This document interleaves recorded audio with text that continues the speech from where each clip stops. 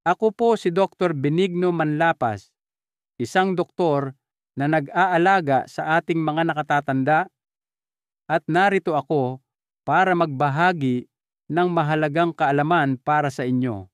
Babala, ang mismong pampalasa na inaakala ninyong nakakatulong sa inyong panunaw ay maaaring siyang dahilan kung bakit kayo nagigising ng alas 2 o alas 3 ng madaling araw, gabi-gabi. At ang mas malala pa, baka unti-unti nitong naaapektuhan ang inyong mga bato, presyo ng dugo, at maging ang kalidad ng inyong tulog nang hindi ninyo namamalayan. Bilang isang doktor, nakita ko na ang ganitong pagkakamali sa napakaraming senior mula Cebu hanggang Baguio na laging nagigising at iniisip na dala lang ito ng katandaan. Pero ang totoo, hindi palaging edad ang dahilan. Maaaring nasa kusina ninyo ang sagot. Ngayon, ipapakita ko sa inyo ang 5 pampalasa na natural na nagpapakalma sa inyong pantog para tuloy-tuloy ang tulog sa gabi at 5 karaniwang pampalasa na tahimik na gumagawa ng kabaligtaran. Pagsapit ng edad 60, maraming bagay sa loob ng katawan ang nagsisimulang magbago ng dahan-dahan, hindi biglaan, kundi parang paglubog ng araw sa hapon. At isa sa mga pagbabagong iyon ay nangyayari sa isang maliit na organ na bihirang nating isipin, ang pantog.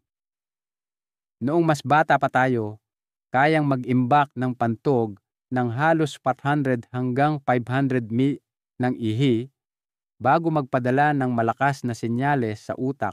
Ngunit ngayon, pagkatapos ng o 65 para sa maraming nakatatanda sa buong Pilipinas, mula Ilocos hanggang Davao, ang pantog ay nagsisimula ng magsalita ng mas maaga.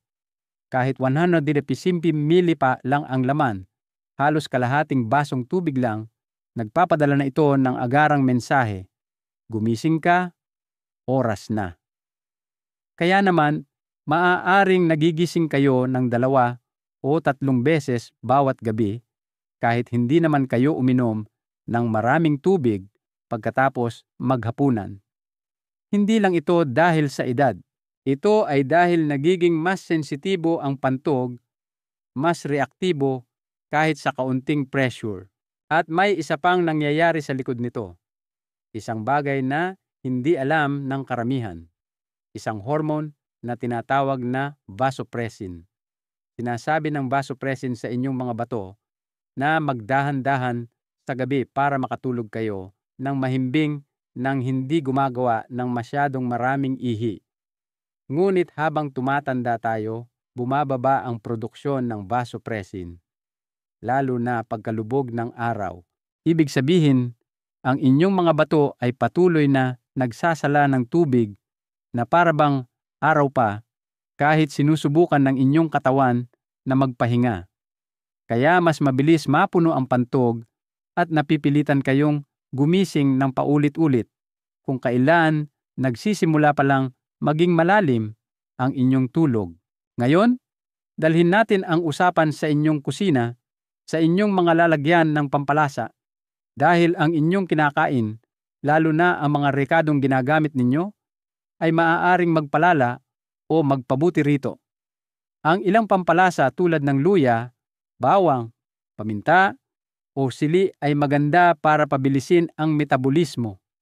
Ngunit kung kakainin sa gabi, maaari nitong mairita ang pantog at mapadalas ang pag-ihi. Pinapainit nito ang katawan, pinapabilis ang sirkulasyon at dahan-dahang tinutulak ang mga bato na maglabas ng mas maraming tubig. Kaya naman, ang isang maanghang na hapunan o kahit isang matapang na salabaat ng alas 8 ng gabi ay maaaring maging dahilan ng pagpunta ninyo sa banyo ng alas 2 ng madaling araw. Sa kabilang banda, may mga pampalasa na banayad na kaibigan ng inyong pantog. Ang kumin, buto ng haras, fennel seeds, cardamom, at buto ng karom, ajwain, ay nakakapagpakalma ng mga ugat, nakakatulong sa panunaw, at nakakabawas ng hindi kinakailangang pag-urong ng pantog. Kung gagamitin sa tamang paraan at tamang oras, makakatulong ito para mas mahaba at mas mahimbing ang inyong tulog. Hayaan ninyong ikwento ko si Mang Romeo, isang retiradong guro mula sa Batangas. Dati, lagi siyang naglalagay ng sili at dinurog na bawang sa bawat hapunan niya. Matapos niyang lumipat sa paggamit ng kumin at haras sa kanyang lugaw at itinigil ang maanghang na tsaa, pagkatapos ng 6:00 ng gabi, nagsimula siyang makatulog ng 5 oras ng diretso. Sinabi niya sa akin minsan, "Doc, hindi ko alam na nakakaistorbo pala ng tulog ang mga pampalasa. Ngayon, tinutulungan na nila akong magpahinga. Kaya, mahal kong senior, huwag kayong matakot. Hindi pa huli ang lahat para gumawa ng maliliit na pagbabago. Ang inyong katawan ay nakikinig pa rin, marahan, matiyaga, naghihintay na gabayan ninyo ito ng tama.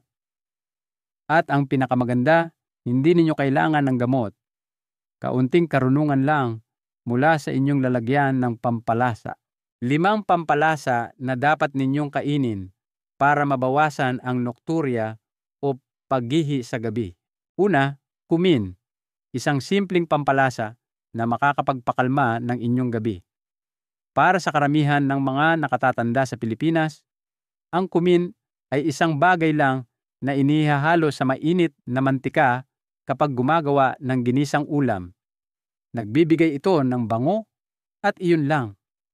Ngunit ang maliit na butong ito ay may taglay na tahimik na kapangyarihan, lalo na kung nagigising kayo ng 2 o 3 beses bawat gabi para umihi. Pagkatapos ng edad 60, nagiging mas sensitibo ang katawan sa pressure sa ibabang bahagi ng tiyan.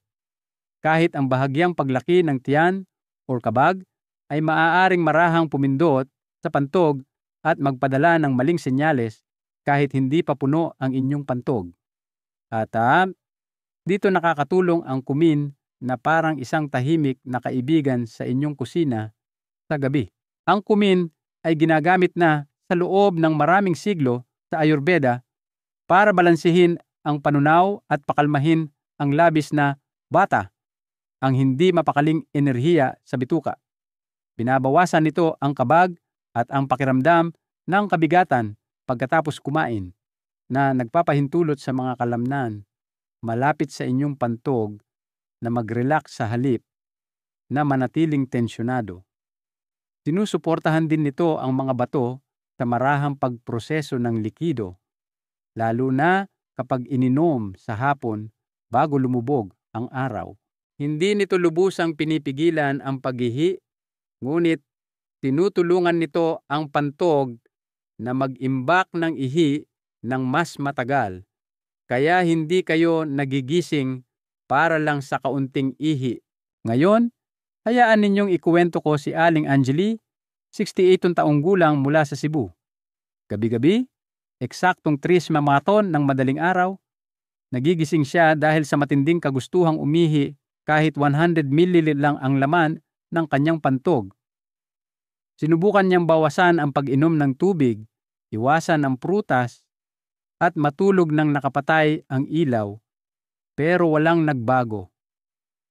Isang hapon, binigyan siya ng kanyang manugang ng isang maliit na tasa ng tubig na may kumin ng 6:00 ng gabi. Bahagyang sinangag, maligamgam, at may isang kurot lang ng asin. Sa loob ng 4 na araw, nagsimula siyang gumising ng 1 beses na lang. Pagkatapos ng 2 linggo, nakatulog siya ng 5.5 oras ng diretso. Sinabi niya sa akin, "Doc, hindi ko binago ang mga gamot ko. 1 kutsarita lang ng kumin ang nagpabago ng gabi ko. Kaya, mahal kong senior, hindi ito tungkol sa pag-iwan sa inyong mga nakasanayan. Ito ay tungkol sa tamang oras, kamalayan, at kabaitan sa inyong katawan. Ang inyong panunaw at pantog ay konektado, at ang kumin ay nasa sentro ng koneksyon na iyon. Paano ito gamitin? Bahagyang isanangag ang 1 kutsaritang kumin. Durugin ito ng bahagya at ibabad sa isang tasang maligamgam na tubig sa loob ng 10 minuto. Inumin ito ng dahan-dahan bandang 6:00 o 6:30 ng gabi, hindi bago matulog. Maaari nyo ring ihalo ang sinangag na kumin sa inyong panggabing lugaw, sinabawang kanin o sabaw ng munggo. Iwasang ihalo ito sa mamantika o malapot na sarsa. Panatilihing magaan para gumana ang pampalasa ng may kalmadong focus. Hindi ninyo kailangan ng malalaking pagbabago o mamahaling paggamot. Minsan, 1 kutsara ng tamang pampalasa na ininom sa tamang oras ay sapat na para ibalik ang inyong gabi. At ang inyong mga umaga magsisimula na ulit maging magaan, mapayapa, tulad ng dati. Pangalawa, buto ng haras o fennel seeds. Isang nagpapalamig na kasama para sa mahimbing na gabi. Sa halos bawat kusinang Pilipino, makakakita ka ng isang maliit na garapon ng buto ng haras na tahimik na nakatabi. Pagkatapos ng isang mabigat na pagkain, madalas nating nguyain ng ilang buto para pumresko ang hininga at mapadali ang panunaw. Ngunit iilan lang ang nakakaalam na para sa mga nakatatanda, mas mahalaga pa ang kayang gawin ng haras. Nakakatulong itong bawasan ang pag-ihi sa gabi. Oo, ang simpleng butong ito ay maaaring magpakalma ng inyong pantog at tulungan kayong makatulog ng walang abala sa buong gabi. Pagkatapos ng edad 60, nagiging mas reaktibo ang katawan sa maliliit na pagbabago. Isang kaunting asido, kaunting pressure sa tiyan, o kahit bahagyang pamamaga. At lahat ng ito ay maaaring makaistorbo sa pantog na nagtitrigger ng hindi ka nais-nais na pagnanais na umihi ng 1:00 o 3:00 ng madaling araw kahit nakakaunti lang ang ihi sa loob. Ang mga buto ng haras ay natural na nagpapalamig, nagpapakalma at anti-inflammatory, kaya perpekto itong kaalyado para sa mga katawan ng nakatatanda na nangangailangan ng kalma. Nakakatulong ang haras na i-relax ang mga kalamnan ng dingding ng pantog. Binabawasan nito ang panloob na init, binabalanse ang bahagyang hormonal fluctuations, at sinusuportahan ang panunaw ng hindi nagdudulot ng pagkatuyo. Mayroon din itong mild phytoestrogens na lalong nakakatulong sa mga matatandang babae pagkatapos ng menopause kung kailan naaapektuhan ng mga pagbabago sa hormone ang katatagan ng pantog. Kapag ininom ng tama, maaaring patahimikin ng haras ang panloob na pagkabalisa at bawasan ang mga maling senyales mula sa pantog. Hayaan ninyong ibahagi ko ang kwento ni Lolo Pablo, 72 taong gulang mula sa Baguio. Dati siyang gumigising 2 beses bawat gabi. Isang beses ng 1:00 ng madaling araw at muli ng 4:00. Naniniwala siyang normal ito. Pagkatapos ng 70, umiinom siya ng gamot sa presyon, naglalakad tuwing umaga, kumakain ng magaan na hapunan, ngunit putol-putol pa rin ang tulog. Iminungkahi ng kanyang manugang na sumubok ng tsaa ng haras sa hapon. Kaya nagsimula siya, 1 kutsarita lang ng haras na dahan-dahang pinakuluan sa 1 tasang tubig, pagkatapos ay dahan-dahang hinigop bandang 3:00 ng hapon.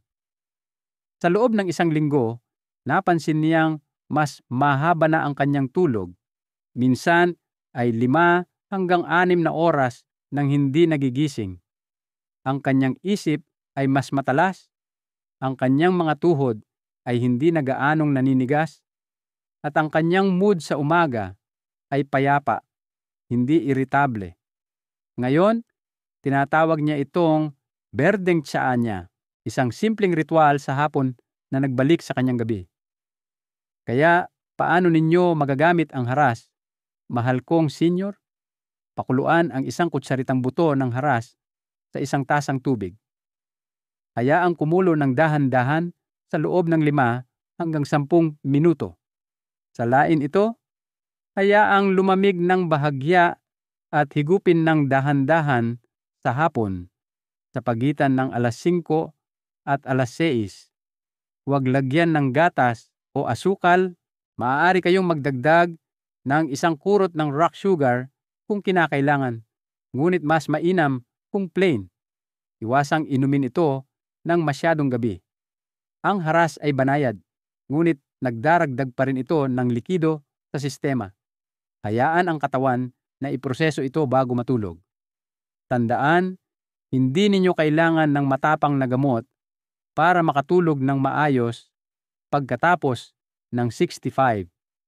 Minsan ang sagot ay nasa inyong kusina na naghihintay na gamitin ng may pag-iingat at tamang oras. Ang haras ay hindi lang nagpapalamig ng inyong sistema.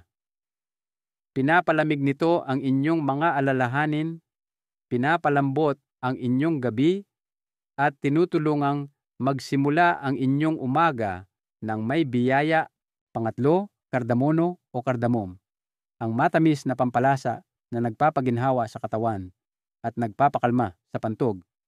Sa lahat ng pampalasa sa ating kusinang Pilipino, iilan lang ang kasing komportable at pamilyar tulad ng kardamono. Ang matamis nitong amoy ay nagpapaalala sa marami sa mainit na tsaa, mga panghimagas sa pista, at sa banayad na pag-aalaga ng mga ina at lola. Ngunit bukod sa kaaya-ayang bango nito, may tahimik na kapangyarihan sa pagpapagaling ang kardamono, lalo na para sa mga nakatatanda na nahihirapan sa putol-putol na tulog dahil sa pag-ihi sa gabi. Oo, ang maliit na berdeng butong ito, kapag ginamit ng matalino, ay makakatulong na bawasan ang pagkaapurang umihi at payagan ang katawan na magpahinga ng mas matagal sa gabi. Ang kardamono ay kilala sa Ayurveda sa pagbabalanse ng lahat ng 3 dosyas, lalo na ang bata at pitta na namamahala sa nervous at digestive systems. Mayroon itong banayad na diuretic effect, ngunit hindi tulad ng mga matatapang na stimulant. Pinaparelax nito ang mga kalamnan ng pantog sa halip na mairita ang mga ito. Ibig sabihin, mas marami ng maihi ang kayang i-hold ng inyong pantog ng komportable nang hindi nagpapadala ng maaga o maling senyales sa utak. Binabawasan din ng kardamono ang bahagyang asido at pinapabuti ang sirkulasyon, 2 karaniwang nakatagong sanhi ng nababagabag na tulog sa mga matatanda.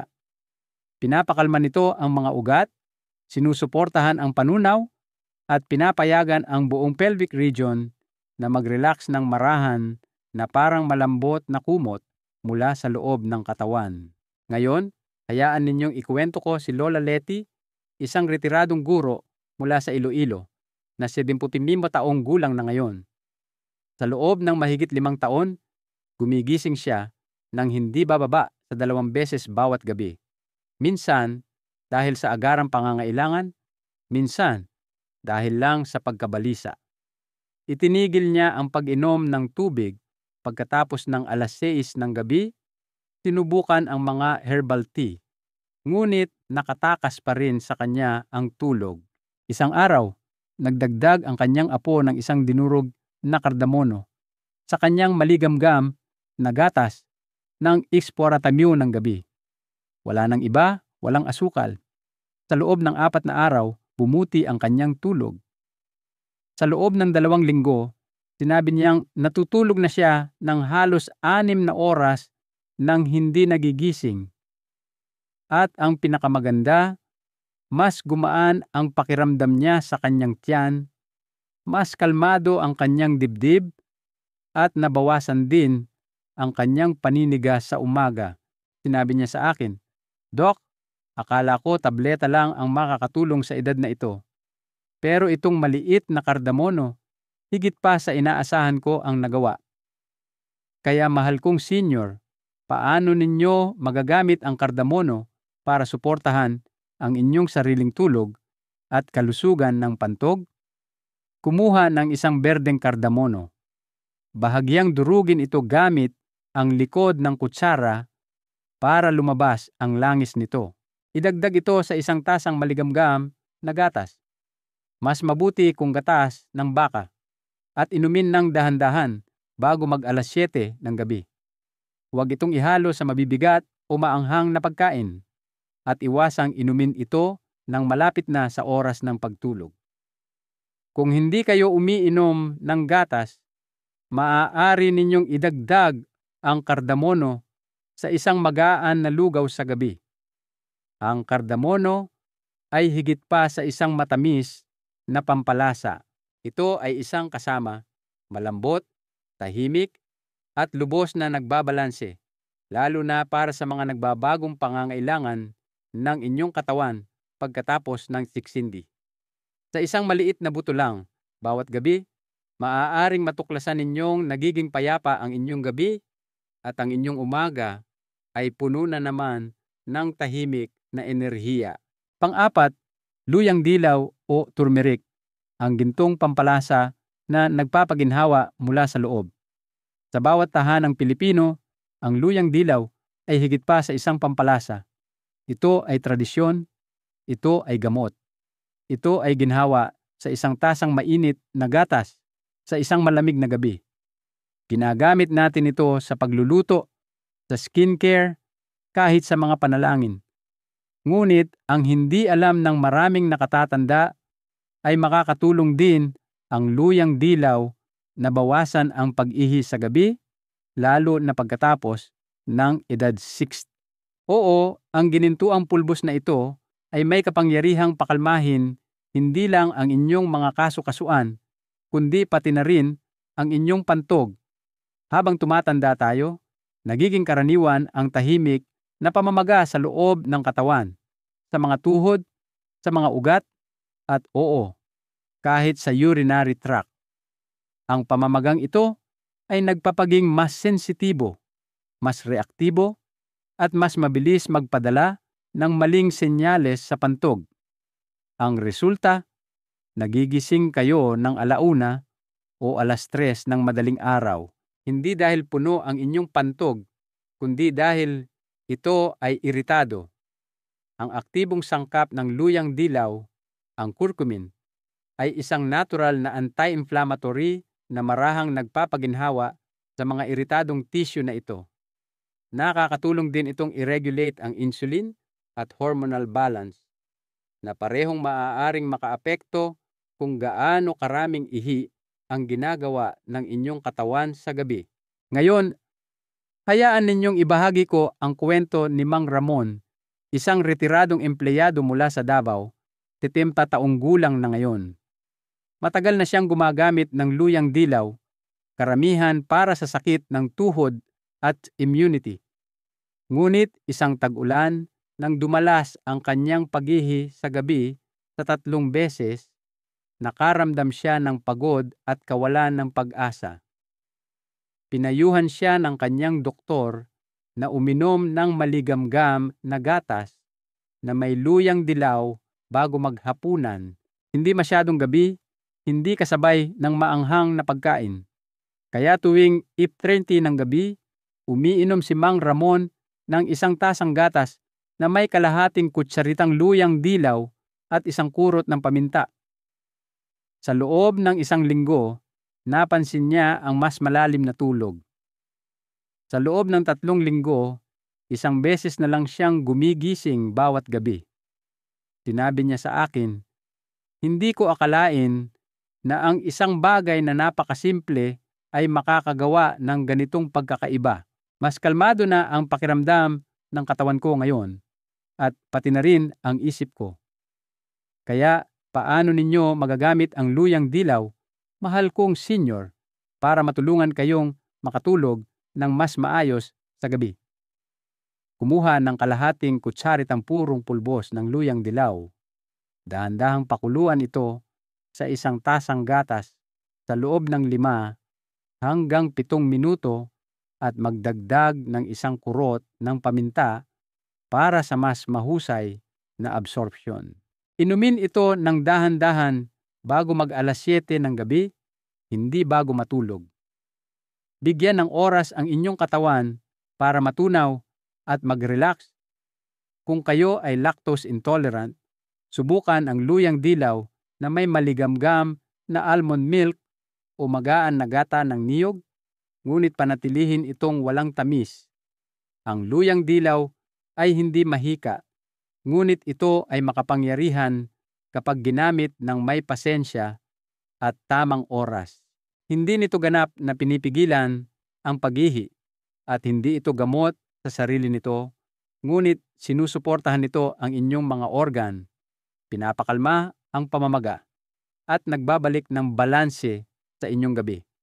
At kapag naging payapa ang inyong gabi, babatiin kayo ng inyong umaga na may mas maraming enerhiya, mas malinaw na isip, at isang malambot na ngiti na nagsasabing, oo, kayo ay gumagaling. Panlima, buto ng karom o ajwain, ang mainit na buto na nagpapaliwanag sa iyong panunaw at nagpapakalma sa iyong pantog. Sa maraming tahanang Pilipino, ang mga buto ng karom ay tahimik na nakatabi at ginagamit lamang kapag may nagrereklamo ng kabag o sakit ng tiyan. Ngunit ang maliit na butong ito ay higit pa ang nagagawa, lalo na para sa mga nakatatanda na nahihirapan sa putol-putol na tulog at madalas na paghihi sa gabi. Ang buto ng karom ay isang pampalasa na nagdudulot ng init, lakas, at katatagan sa tiyan, at sa pamamagitan nito, kapayapaan sa buong katawan. Dahil pagkatapos ng siksi, madalas hindi ang pantog ang unang nagkakaproblema. Ang tiyan ang nagsisimula ng gulo. Kapag ang pagkain ay nananatili ng matagal sa tiyan dahil sa mabagal na panunaw o mabigat na hapunan, nagsisimula itong pumindoot sa pantog mula sa itaas. Ang bahagyang pressure na iyon na maaaring baliwalain ng isang mas batang katawan ay nagiging malaking trigger para sa pagkaapura sa mga nakatatanda. Nakakatulong ang buto ng karom na maiwasan ang problemang iyon sa pamamagitan ng pagpapasigla sa agni o apoy ng panunaw at mabilis na pagtunaw ng pagkain bago ito magdulot ng kabag. Binabawasan din nito ang fermentation ng hindi natunaw na pagkain na lumilikha ng pressure at discomfort sa paligid ng ibabang bahagi ng tiyan. Kapag relaxed ang digestive tract, hindi gaanong nararamdaman ng pantog na pinipiga ito at nagiging mas payapa ang inyong tulog. Ibahagi ko sa inyo ang kwento ni Aling Carmen, 71 taong gulang mula sa Pampanga. Sa loob ng maraming taon, kumakain siya ng hapunan bago mag-alas 7 ng gabi, ngunit nagigising pa rin siya ng 2:30 ng madaling araw na kailangang umihi. Iniwasan niya ang tubig, keso, kahit prutas, pero walang nagbago. Madalas niyang sabihin, pakiramdam ko ang sikip ng katawan ko, parang may nakabara sa loob. Isang araw, iminungkahi ng kanyang kapitbahay na subukan ang tubig na may buto ng karom sa hapon, kalahating kutsarita na dahan-dahang pinakuluan sa isang tasang tubig. Sinimulan niya itong higupin araw-araw ng 30 ng hapon bago ang kanyang paglalakad. Sa loob ng 1 linggo, nabawasan ang kanyang kabag. Sa loob ng 10 araw, nakakatulog na siya ng 5 oras nang hindi nagigising. Bumalik ang kanyang ngiti. Sinabi niya sa kanyang apo, "Ngayon, maluwag na ang pakiramdam ko kung saan dati mabigat at magaan, kung saan dati masikip." Kaya paano ninyo magagamit ang buto ng karom sa inyong sariling routine, mahal kong senior? Kumuha ng kalahating kutsaritang buto ng karom at pakuluan ito sa isang tasang tubig sa loob ng 5 minuto. Salain ang tubig, hayaang lumamig ng bahagya at higupin ito ng dahan-dahan bago mag-alas 6 ng gabi.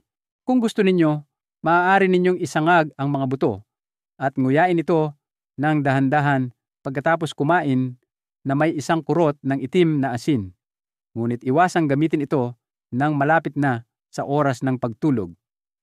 Ang buto ng karom ay malakas at pinakamainam na inumin ng mas maaga para lubusang magamit ito ng inyong katawan. Ang buto ng karom ay hindi sleeping pill. Hindi ito mabilis kumilos tulad ng gamot, ngunit ibinabalik nito ang ritmo sa inyong tiyan, sa inyong pantog, at sa inyong tulog. Ipinapaalala nito sa inyong katawan kung paano gumalaw ng marahan muli ng walang pressure, walang ingay, at walang takot. At sa tahimik na pagbabalik sa balanse na iyon, mahal kong senior, ang inyong gabi ay maaaring maging malambot muli at ang inyong umaga ay puno ng gaan na akala ninyo'y nawala na sa pagtanda. 5 pampalasa na dapat iwasan pagkatapos ng 6:00 ng gabi. Una, luya, ang makapangyarihang ugat na maaaring makaistorbo sa iyong tulog kung iinumin sa maling oras. Sa karamihan ng mga tahanang Pilipino, ang luya o salabat ay itinuturing na isang regalo mula sa kalikasan. Pinapainit nito ang katawan, nakakatulong sa ubo, nagpapaginhawa sa pagduduwal, at nagdaragdag ng matapang na lasa sa ating tsaa at mga ulam. Ngunit para sa mga nakatatanda na nahihirapang gumising sa gabi para umihi, maaaring may tahimik na papel ang luya sa pag-istorbo sa inyong pahinga. Oo, kahit ang isang mabuting bagay, kapag ininom sa maling oras, ay maaaring lumikha ng mga nakatagong problema para sa katawan pagkatapos ng 6th. Ang luya ay isang malakas na stimulant. Pinapabilis nito ang sirkulasyon, pinapataas ang temperatura ng katawan, at tinutulak ang mga bato na magsala ng mas maraming likido. Nakakatulong ito sa araw kung kailan kayo ay aktibo at gumagalaw at kailangan ng inyong katawan na mag-detox. Ngunit pagkatapos lumubog ang araw, kung kailan naghahanda na ang katawan na magpahinga, maaaring magpadala ng maling senyales ang luya. Maaari nitong gawing mas alerto ang pantog, mas aktibo ang mga ugat, at patuloy na magsala ang mga bato kung kailan dapat silang nagpapahinga. Maraming nakatatanda ang nag-aakalang nakakapagpakalma ang isang mainit na tasang salabat ng 8:00 ng gabi. Ngunit sa loob, ang katawan ay tahimik na na-overstimulate. Pinapataas din ng luya ang gastric activity na maaaring humantong sa bahagyang asido o pressure sa tiyan sa gabi, at ang pressure na ito, bagamat maliit, ay maaaring mairita ang pantog at gisingin kayo kahit na mababa ang volume ng ihi. Ikuwento ko sa inyo si Lolo Gorio, 70 taong gulang mula sa Laguna. Naniniwala siya sa natural na paggaling at umiinom ng salabat tuwing gabi pagkatapos ng hapunan. Iniisip na makakatulong ito sa panunaw at sakit sa kasukasuan. Ngunit gumigising din siya ng 3 beses sa gabi. Binawasan niya ang pag-inom ng tubig, binago ang oras ng kanyang hapunan, kahit iniwasan ang maanghang na pagkain, ngunit walang gumana nang itigil niya ang kanyang panggabing salabat at inilipat ito sa kalagitnaan ng umaga. Malinaw ang pagbabago sa loob ng 1 linggo. Natutulog na siya ngayon mula 10:30 ng gabi hanggang 4:30 ng umaga nang hindi nagigising at sinasabing, "Mahal ko pa rin ang salabat ko, pero ngayon mahal na rin niya ako pabalik." Kaya ano ang maaari ninyong gawin, mahal kong senior? Gamitin ang luya sa inyong pagkain. Oo, ngunit gamitin ito ng matalino. Iwasan ang salabat o anumang inuming may luya pagkatapos ng 6:00 ng gabi, lalo na kung mayroon na kayong problema sa pagtulog o sa pantog. Kung gusto ninyo ang luya para sa panunaw, inumin ito bago mananghalian o bandang 11:00 ng umaga. Kung kailan Pinakamalakas ang apoy ng panunaw ng katawan at huwag itong ihalo sa iba pang stimulant tulad ng paminta, green tea o lemon sa gabi. Tandaan, ang luya ay hindi kaaway. Ito ay inyong kaalyado. Ngunit kung naiintindihan ninyo kung kailan ito dapat sumabay sa inyo at kung kailan ito dapat magpahinga. Ang inyong katawan pagkatapos ng 6-2 ay mas sensitibo, mas delikado, at nararapat sa kapayapaan sa gabi. Sa pagbabago lang ng isang tasa, maaari ninyong regaluhan ang inyong sarili ng isang buong gabi ng walang patid na nakapagpapagaling na tulog at kasama niyan isang mas maliwanag na umaga na puno ng kalmadong gaan at banayad na lakas. Pangalawa, bawang. Isang nakapagpapagaling na pampalasa na maaaring makaistorbo sa inyong gabi kung hindi tama sa oras. Ang bawang ay paborito sa bawat kusinang Pilipino, mula sa adobong mayaman sa bawang hanggang sa sinigang. Nagdaragdag ito ng aroma, lasa at lakas. Kilala ito sa pagbabawas ng kolesterol, paglaban sa impeksyon, at pagpapabuti ng kalusugan ng puso. Ngunit pagkatapos ng edad 60, kung kailan nagiging mas sensitibo ang katawan, ang bawang kung gagamitin sa gabi ay maaaring tahimik na makaistorbo sa inyong tulog. Oo, kahit ang nakapagpapagaling na pampalasang ito ay maaaring magpadalas ng paghihi sa gabi kung hindi ito gagamitin ng tama. Pinapabilis ng bawang ang sirkulasyon at pinapainit ang katawan mula sa loob. Magaling ito sa araw kung kailan kayo ay aktibo, gumagalaw, at malakas ang inyong apoy ng panunaw. Ngunit pagkatapos lumubog ang araw, maaaring panatilihing tumatakbo ng bawang ang metabolismo, pataasin ang kidney filtration, at lumikha ng pagkabalisa sa pantog. Ang bawang ay isa ring natural na diuretic na nangangahulugang hinihikayat nito ang inyong mga bato na gumawa ng mas maraming ihi. Maganda ito para bawasan ang water retention, ngunit hindi nakakatulong kung kailan sinusubukan ng inyong katawan na magdahan-dahan at matulog. Kung iinumin ng gabi, maaaring itulak ng bawang ang inyong pantog sa overwork mode sa hating gabi, nagigising sa inyo kahit hindi ninyo kailangang pumunta sa banyo. Para sa mga nakatatanda na may sensitibong pantog, ang overstimulation na ito ay maaaring maging isang nakatagong dahilan sa likod ng putol-putol na tulog. Ibahagi ko ang kwento ni Tata Ambo mula sa Zamboanga, edad 73, na laging kumakain ng hapunan na may sawsawan na bawang. Naniniwala siyang nakakatulong ito sa panunaw at presyo ng dugo. At marahil nga, ngunit ang kanyang gabi ay hindi mapakali.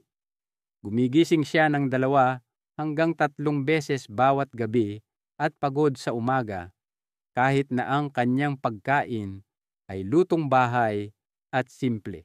Nang imungkahi ng kanyang apo, isang estudyante ng pharmacy, na iwasan ang bawang pagkatapos ng 5:00 ng hapon, nag-aalinlangan siya noong una, ngunit sinubukan niya. At sa halip na sawsawan na bawang sa hapunan, inilipat niya ito sa tanghalian. Sa loob lang ng 1 linggo, 1 beses na lang siyang gumigising. Sa loob ng 2 linggo, nakatulog siya mula 10:00 ng gabi hanggang 3:30 ng umaga nang walang patid. Ngumiti siya at sinabing, "Hindi ko itinigil ang pagkain ng bawang. Nirespeto ko lang ang kapangyarihan nito. Ngayon, nirerespeto na rin nito ang tulog ko." Kaya ano ang maaari ninyong gawin, mahal kong senior? Kung gusto ninyo ang lasa at benepisyo ng bawang, gamitin ito ng sagana sa inyong tanghalian. Iwasan ang pagdaragdag ng hilaw na bawang at sara ng bawang o mabibigat na ulam na may bawang pagkatapos ng 5:00 o alas 6 ng gabi. At kung kailangan ninyo itong gamitin sa gabi, panatilihing magaan lang ang paggamit sa simpleng ginisang gulay, hindi sa mamantika o maanghang na putahe. Ang bawang ay hindi dapat katakutan. Ito ay dapat maintindihan. Ang inyong katawan pagkatapos ng isebi ay may mga bagong ritmo at dapat sundin din ng bawang ang ritmong iyon. Kapag ginamit ng matalino, ito ay nagpapagaling. Kapag ginamit ng gabi, maaari itong makaistorbo. At sa paggawa ng maliit na pagbabagong ito, binibigyan ninyo ang inyong sarili ng regalo ng mahimbing na gabi at mas maliwanag na umaga, isang payapang hininga sa bawat pagkakataon. Pangatlo, paminta. Ang matapang na pampalasa na maaaring tahimik na nanggugulo sa iyong pagtulog. Sa pagkaing Pilipino, ang paminta ay itinuturing na isang matapang at makapangyarihang pampalasa. Nagdaragdag ito ng anghang, talas, at lalim sa sabaw, lugaw, at maging sa tsaa sa maraming tahanan. Pinupuri ito sa pagpapabuti ng panunaw, paglilinis ng ubo, at pagpapalakas ng resistensya, lalo na tuwing tag-ulan o panahon ng trangkaso. Ngunit ang hindi napapansin ng maraming nakatatanda ay ang paminta kapag ginamit ng huli na sa araw ay maaaring makagambala sa pagtulog sa pamamagitan ng pag-irita sa pantog. Ang paminta ay nagpapasigla sa iyong nervous system at panunaw na napakaganda kapag ikaw ay aktibo sa araw. Ngunit pagkatapos ng siksanta, kailangan ng iyong katawan ng kalmadong gabi at mga pagkaing nagpapalamig upang huminahon at maghanda para sa pahinga. Ang paminta ay nagpapataas ng init ng katawan, nagpapataas ng panloob na aktibidad, at bahagyang nanggagalit sa panloob na lining ng pantog. Ang pangangating ito ay humahantong sa mas maraming senyales na ipinapadala sa iyong utak na nagsasabing gumising ka at pumunta sa banyo. Naglalaman din ito ng piperine, isang compound na nagpapahusay sa pagsipsip ng iba pang mga sustansya kasama na ang mga nakapagpapasiglang herbs at pampalasa. Kaya kung umiinom ka ng luyang dilaw, luya, o kahit ilang mga gamot na may paminta sa gabi, maaaring masyadong mabilis o masyadong malakas ang epekto nito. Ang iyong pantog na mas sensitibo na sa pagtanda ay maaaring mag-react sa pamamagitan ng paglikha ng pagkaapura kahit na walang gaanong ihi na dapat ilabas. Maraming mga senior ang nakakaramdam ng pagkabalisa sa gabi. Hindi alam na ang isang kurot ng paminta sa sabaw o tsaa sa gabi ay maaaring bahagi ng problema. Hayaan ninyong ibahagi ko ang kwento ni Mang Nilo mula sa Bicol. 69 taong gulang at bagong retirado. Nakaugalian na niyang uminom ng isang maliit na tasa ng maanghang na sabaw na may paminta tuwing gabi sa paniniwalang nililinis nito ang kanyang lalamunan. Ngunit nagreklamo rin siya ng paggising ng 2 o kahit 3 beses upang umihi at pagod sa susunod na umaga. Akala ng kanyang asawa ay dahil sa edad. Ngunit sa isang regular na konsultasyon sa dieta, natukoy ang kaugalian ng panggabing sabaw. Inilipat nila ang kanyang pag-inom ng paminta sa tanghalian at pinalitan ang hapunan ng simpleng sabaw na may kumin at bawang. Sa loob ng 10 araw, nagsimula siyang matulog ng halos 10 oras ng diretso. Sinabi niya sa akin, "Hindi ko kailanman inakala na ang isang pampalasa ay maaaring gumawa ng ganoong pagkakaiba. Kaya ano ang maaari ninyong gawin, mahal kong senior? Kung gusto ninyo ang lasa at mga benepisyo ng paminta, patuloy na gamitin ito, ngunit may kamalayan. Idagdag ito sa iyong mga pagkain sa umaga o tanghali. Iwasan ang matapang na tsaa na may paminta pagkatapos ng alas 5 ng hapon, lalo na kung meron ka ng mga issue sa acidity o sensitivity ng pantog. Sa iyong panggabing pagkain, paboran ang mga pampalasa tulad ng kumin o isang kuroot ng luyang dilaw na mas banayad at nakakapagpakalma. Ang paminta ay hindi nakakasama. Ito ay simpleng matindi. At ang tindi pagkatapos ng iksanta ay kailangang imbitahan sa tamang oras ng araw. Ang iyong mga gabi ay para sa tahimik na paggaling, hindi para sa malakas na pagpapasigla. Sa pamamagitan ng pagsasaayos, kung kailan mo iniinom ang pampalasang ito, pinararangalan mo pareho ang lakas nito at ang ritmo ng iyong sariling katawan, at ang maliit na pagbabagong yon ay maaaring makatulong sa iyo na mahanap ang walang patid na tulog na hinahangad pa rin at tunay na nararapat sa iyong katawan. Pang-apat, siling pula, ang maanghang na pampalasa na maaaring nagpapainit ng iyong mga gabi. Sa bawat kusinang Pilipino, ang siling pula ay araw-araw na bahagi ng pagluluto. Nagdaragdag ito ng lasa, anghang, at kulay sa mga ulam at sawsawan mula Luzon hanggang Mindanao. Ngunit pagkatapos ng edad 60, kung kailan nagiging mas sensitibo ang iyong katawan, ang makapangyarihang pampalasang ito ay maaaring tahimik na nakakagambala sa iyong pagtulog.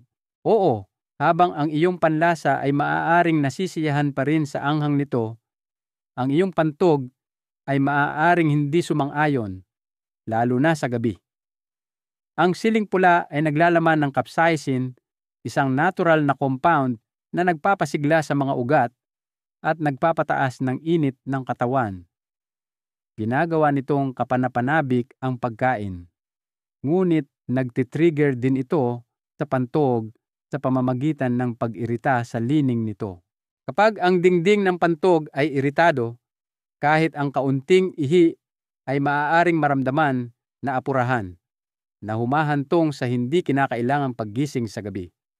Pinapataas din ng capsaicin ang panloob na pressure at pamamaga. Hindi laging mapanganib, ngunit sapat na upang magdulot ng pagkabalisa pagkatapos lumubog ang araw. Para sa mga nakatatanda na mayroon ng marupok na panunaw o bahagyang constipation, maaaring palalain ng siling pula ang mga bagay-bagay. Maaari nitong patuyuin ang intestinal lining, pataasin ang acidity, at lumikha ng isang talas na umaabot hanggang sa pelvic area.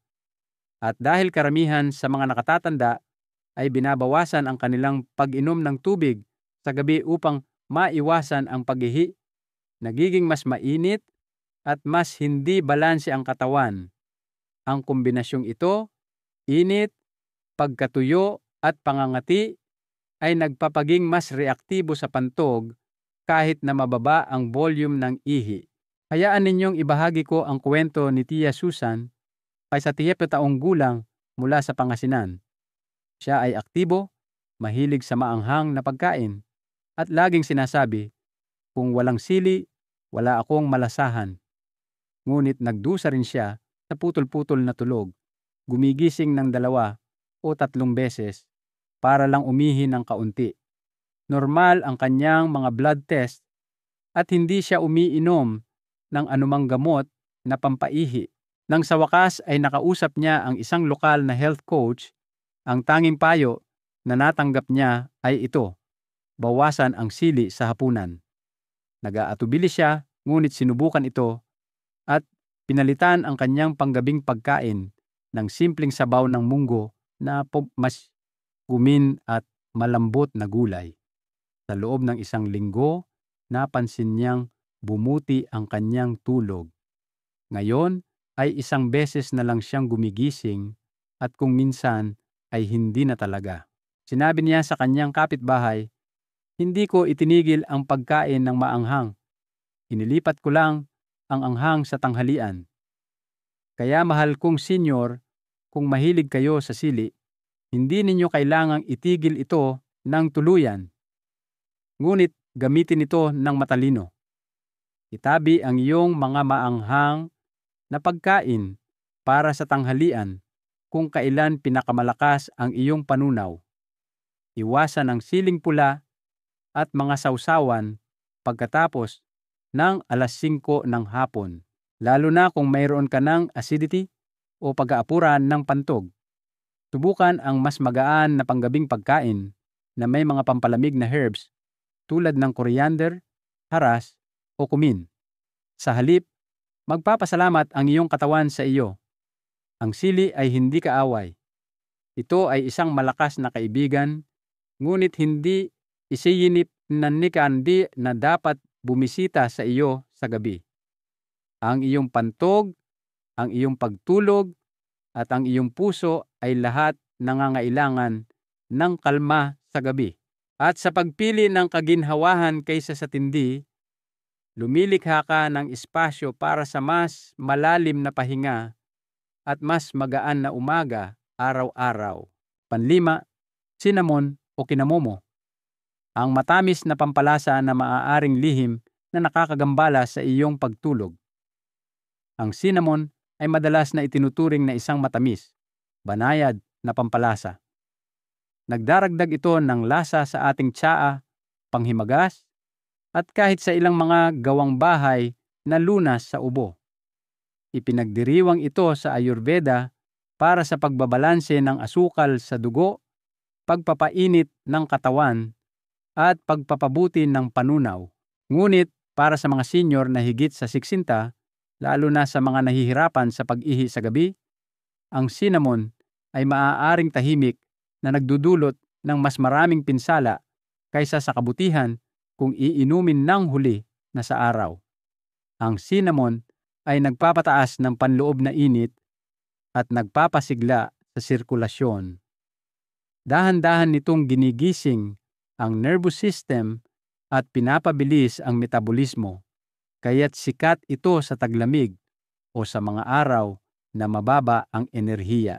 Ngunit, kapag ang epektong ito ng pagpapainit ay nagpapatuloy sa gabi, maaari nitong i-trigger ang pantog na maging mas sensitibo at aktibo. Ang pagtaas ng daloy ng dugo at init ng katawan ay humahantong sa mas maraming pagsasala ng bato, at ito ay maaaring magresulta sa mas madalas na pag-ihi, lalo na sa gabi. Isa pang hindi gaanong kilalang katotohanan ay bahagyang binababa ng cinnamon ang asukal sa dugo. Maaari itong makatulong sa araw, ngunit sa gabi, maaari itong magdulot ng mga pagbabago na maaaring humantong sa paggising sa gabi.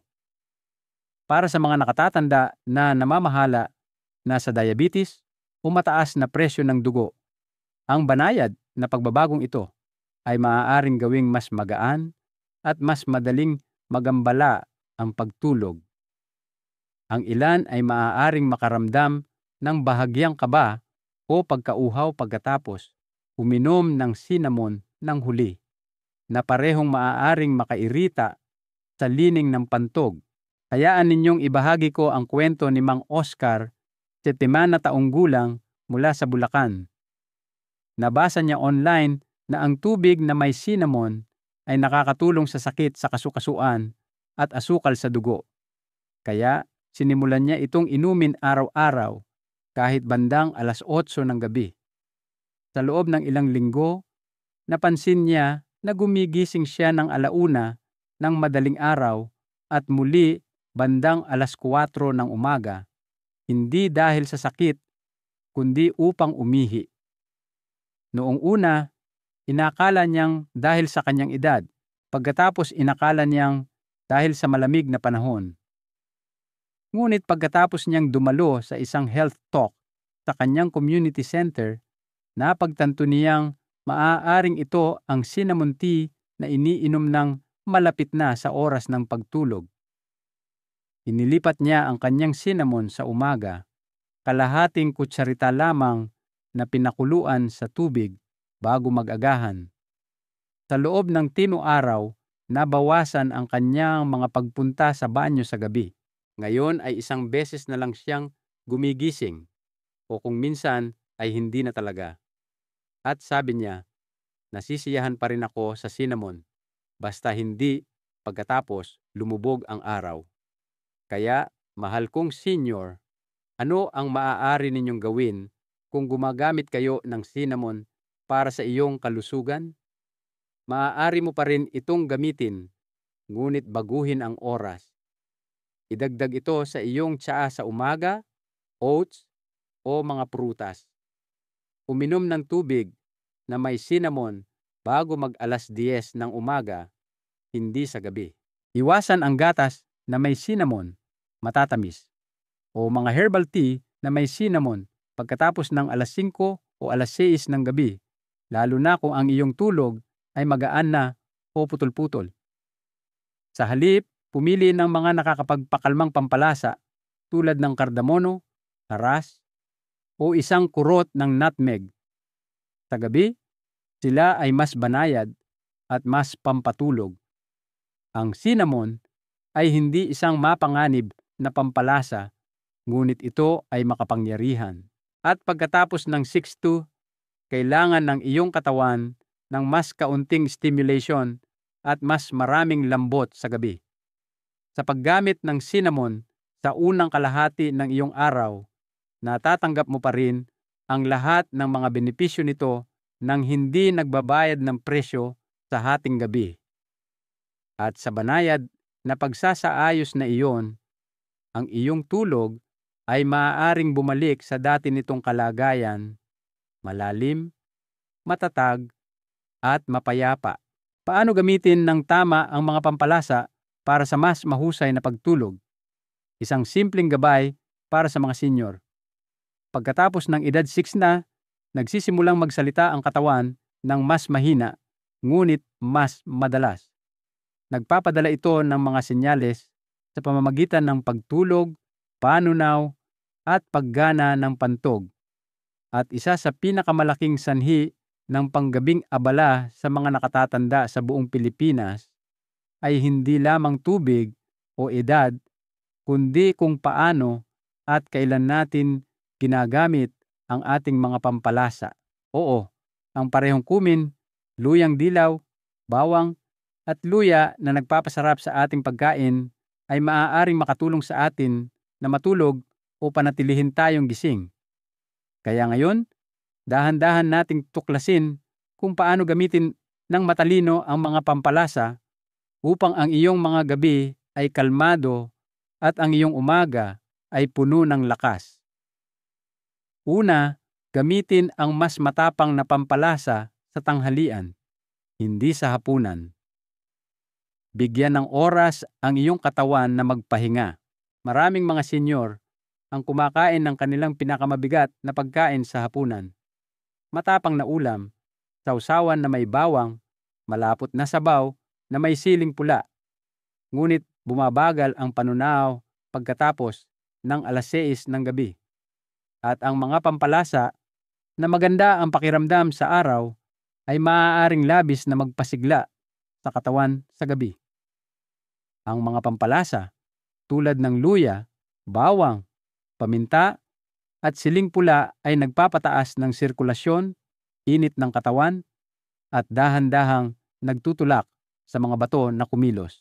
Kung iinumin ng huli, maaari nilang gambalain ang pantog, pataasin ang pag-ihi, at makagambala sa pagtulog, lalo na sa mga sensitibong katawan. Kaya ano ang solusyon? Itabi ang iyong mga pangunahing pampalasa tulad ng luya at sili para sa iyong tanghalian. Masiyahan sa isang masarap, mainit, at may pampalasang pagkain sa pagitan ng alas 12 at alas 2 ng hapon. Kung kailan malakas ang iyong apoy ng panunaw. Hayaan na ang hapunan ay maging iyong mas magaan, mas malamig na pagkain na may mga pampalasa tulad ng kumin o luyang dilaw na ginamit ng banayad at may pag-iisip. Ang maliit na pagbabagong ito ay maaaring mabawasan ang panggabing pagkaapura at suportahan din ang panunaw, kaginhawaan ng kasukasuan at pagtulog. Pangalawa, pumili ng mga nakakapagpakalmang putahe sa hapunan tulad ng lugaw, manipis na sabaw, o steamed na gulay na may cumin. Pagkatapos ng isang mahabang araw, gusto ng katawan ang kapayapaan, hindi isang mabigat na labanan sa tiyan. Ang pinakamahusay na hapunan para sa mga nakatatanda ay isa na mainit, magaan, bahagyang may pampalasa, at madaling matunaw. Ang isang simpleng lugaw na may kaunting luyang dilaw at kumin ay perpekto para sa isang pagod na sistema ng panunaw. Maaari mo ring subukan ang ginisang upo o sayote na may buto ng kumin at kulantro, walang sili, walang sibuyas, walang kamatis. Kung gusto mo ng sabaw, gawin itong manipis at hindi malapot o mamantika, at magdagdag lamang ng isang kurot ng buto ng karom para sa lasa. Ang mga pagkaing ito ay maaaring mukhang masyadong simple, ngunit sila ay makapangyarihan. Binabawasan nila ang pamamaga, sinusuportahan ang banayad na pagdumi, at pinapakalma ang pantog ng hindi lumilikha ng acidity o pressure. At maaari silang gawin gamit ang mga sangkap na nasa iyong kusina na. Walang mahal, walang bago. Pangatlo, iwasan ang mga herbal tea na may luya o paminta pagkatapos ng alas 6 ng gabi, kahit na mukhang malusog ang mga ito. Maraming mga senior ang humihigop ng mainit na salabat o tsaang may pampalasa sa gabi. Sa paniniwalang ito ay mabuti para sa resistensya at panunaw. Bagamat maaaring totoo iyon sa araw, pagkatapos ng alas 6 ng gabi, ang mga inuming ito ay maaaring labis na magpasigla sa sistema. Ang luya at paminta ay nagpapataas ng panloob na init at pinapanatiling alerto ang nervous system. Maaari itong humantong sa pangangati ng pantog at maging sanhi ng patuloy na pagsasala ng mga bato, kahit na gusto ng katawan na magpahinga. Subukan ito sa halip. Lumipat sa simpleng tsa ng haras o mainit na tubig na may dinurog na kardamono bandang 5:30 hanggang 6 ng gabi. Ang mga halamang ito ay nagpapalamig sa katawan, nagpapaginhawa sa pantog, at sumusuporta sa payapang pagtulog nang hindi nagtitrigger ng labis na pag-ihi. At kung gusto mo pa rin ng iyong tsaa, inumin ito sa hapon sa pagitan ng alas 3 at alas 4, sapat na malayo sa oras ng pagtulog. Pang-apat, subukan ang gatas na may luyang dilaw bago mag-alas 7 ng gabi, ngunit may tamang dami at tamang paraan.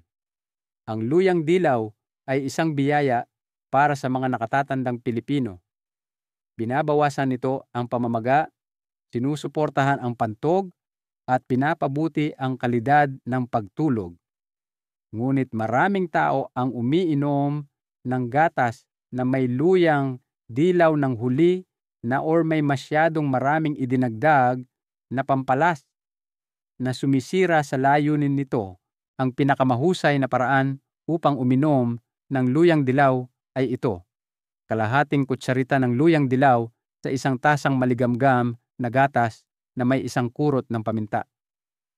Dahan-dahang pakuluan ito sa loob ng 5 hanggang 7 minuto at inumin ito ng dahan-dahan bandang 6:30 hanggang 7 ng gabi. Huwag magdagdag ng asukal, pulot, cinnamon o luya. Ang mga ito ay maaaring labis na magpasigla o makagambala sa panunaw sa gabi. Ang gatas na may luyang dilaw, kapag iniinom sa ganitong paraan, ay nagre-relax sa pantog, nagpapakalma sa bituka, at nagsasabi sa nervous system na oras na para magpahinga. Lalo itong nakakatulong para sa mga may sakit sa kasukasuan, madalas na pag-ihi o nababagabag na panaginip. At higit sa lahat, ito ay simple, pamilyar, at nasa iyong kusina na. Mahal kong senior, kung nakaabot kayo hanggang dito, may gusto akong sabihin na simple mula sa puso. Ang iyong pagtulog ay hindi sira dahil sa iyong edad. Oo, tumatanda ka na. Oo, nagbabago ang iyong katawan. Ngunit ang paggising ng 2 o 3 beses bawat gabi ay hindi lamang katandaan. Madalas itong isang maliit na mensahe mula sa loob na tahimik na humihingi ng pagbabago sa iyong mga gawi, sa iyong routine, o kahit sa iyong lalagyan ng pampalasa sa gabi. Hindi mo kailangang magdusa sa katahimikan at hindi mo kailangang tanggapin ang mahinang pagtulog bilang iyong kapalaran. Dahil maraming beses, ang tunay na sanhi ay hindi ang iyong edad. Ito ay isang pampalasa na ininom ng huli, isang tiyaan na masyadong matapang, o isang hapunan na masyadong mabigat. Pagkatapos ng 60, ang katawan ay nagiging mas sensitibo, ngunit hindi mas hangal. Napapansin nito ang bawat maliit na bagay. Ang tasa ng salabat pagkatapos ng 7:00 ng gabi, ang sobrang kurot ng sili sa hapunan, ang nakalimutang baso ng tubig na may kumin sa gabi. At kapag pinakinggan mo ang mga senyalis na iyon, kapag inayos mo lang ang ilang detalye, tumutugon ang iyong katawan ng may pasasalamat sa anyo ng mas malalim na pagtulog, mas kaunting paggising sa gabi, at mas magaan na umaga. Ito ay hindi isang himala. Hindi rin ito gamot. Ito ay simpleng pag-unawa kung paano nakakaapekto ang mga pampalasa sa iyong pantog, iyong mga ugat, iyong panunaw, at kapag naunawaan mo iyon, hindi ka na walang magawa, ikaw na ulit ang may kontrol. Ang mahalagang aral dito ay simple lamang.